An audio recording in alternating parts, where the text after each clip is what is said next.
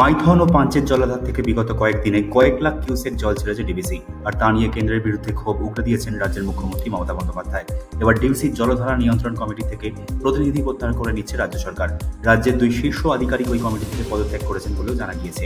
ডিভিসির জলাধার নিয়ন্ত্রণ কমিটিতে ছিলেন পশ্চিমবঙ্গের বিদ্যুৎ দপ্তরের সচিব শান্তনু বসু ও সেচ দপ্তরের প্রধান ইঞ্জিনিয়ার।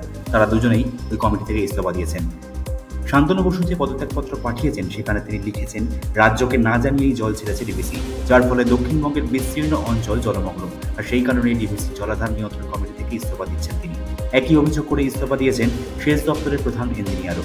জল ছাড়ার ঘটনায় কেন্দ্রের বিরুদ্ধে অভিযোগ তুলেছিলেন মমতা বন্দ্যোপাধ্যায়। জানিয়েছিলেন রাজ্যের সঙ্গে কোনো আলোচনা না করেই জল ছাড়া হয়েছে। ঘাটালের পরিস্থিতি পরিদর্শনে গিয়ে মুখ্যমন্ত্রী জানান, ডিভিসির সঙ্গে সব সম্পর্ক ছিন্ন করবে রাজ্য। এমনকি পুরো বিষয়টিকে ম্যানমেড বন্যা বলেও কটাক্ষ করেন তিনি। এর পরিপ্রেক্ষিতে প্রধানমন্ত্রী নরেন্দ্র মোদীকে একটি চিঠিও দেন মুখ্যমন্ত্রী মমতা বন্দ্যোপাধ্যায়। রবিবার ফের একটি চিঠি পাঠান মুখ্যমন্ত্রী। সেখানেও 2 প্রতিনিধির ইস্তফার বিষয়টি জানানো হয়। মোদীকে পাঠানো চিঠির পাল্টা জবাব দিয়েছিল জলশক্তি মন্ত্রী CR পাতিল। তিনি জানিয়েছিলেন, রাজ্যের সঙ্গে আলোচনা করেই জল ছাড়া হয়েছে। বাংলায় বন্যা আটকানোর চেষ্টা করা হয়েছিল।